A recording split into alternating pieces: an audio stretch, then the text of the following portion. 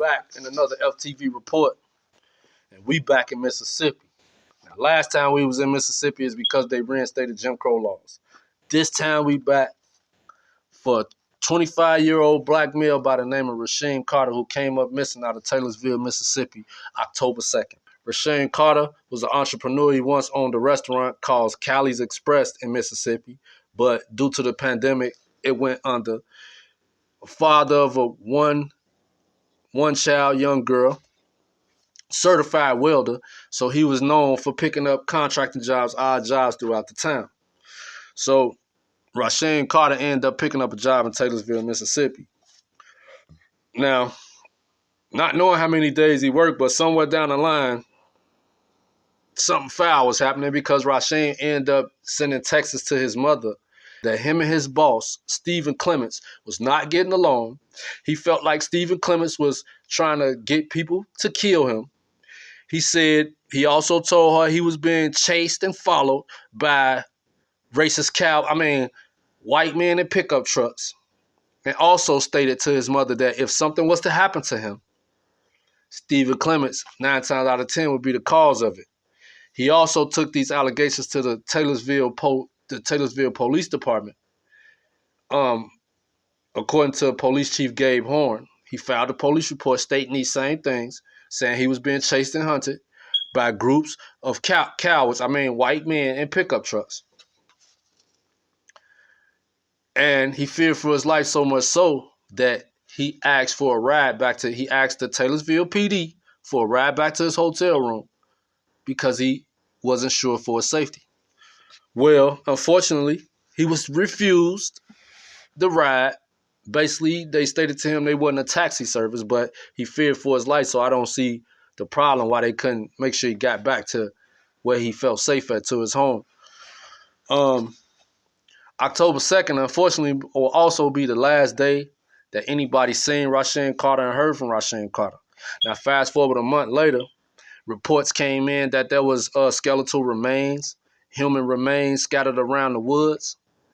And unfortunately, it turned out to be Rasheem Carter. Now, there was also a hunter who I seen no name in the articles yet, who I guess he had a trail cam set up, and he reported that it was an image on his trail cam that looked like a young man with no shirt on, no shoes on, bruised up, looked like he could have been fighting for his life, and he had a stick in his hand. Now, in the pictures, it looked exactly like that. Also, it looked like he's looking at somebody. Now, head cut off from the body, severed skull, limbs cut off, genitals cut off and shoved in the mouth, the text messages, the trail cam footage. And Taylorsville PD still decided that there was no act of foul play, that they found no evidence of foul play. I don't think first off, I want to know what kind of animals they got in the woods up there for they can even insinuate that or try to insinuate that an animal did all that. We know genitals in the mouth and all that, that's a motto of certain type of coward people, you know. Also with something like that, that's personal. That will also make me think there was a woman involved. Maybe my man Saint the female tried to talk to her, and you know how they feel about they women, you know. But in all that, I just want to say rest in peace to Rasheem Carter. Condolences go to the family and friends.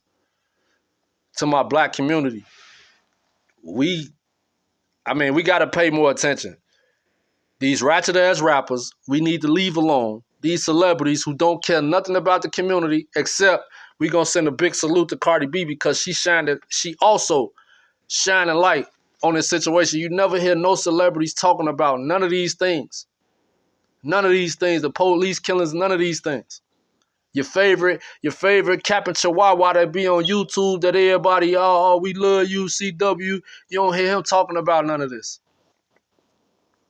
But shout out to Cardi B though.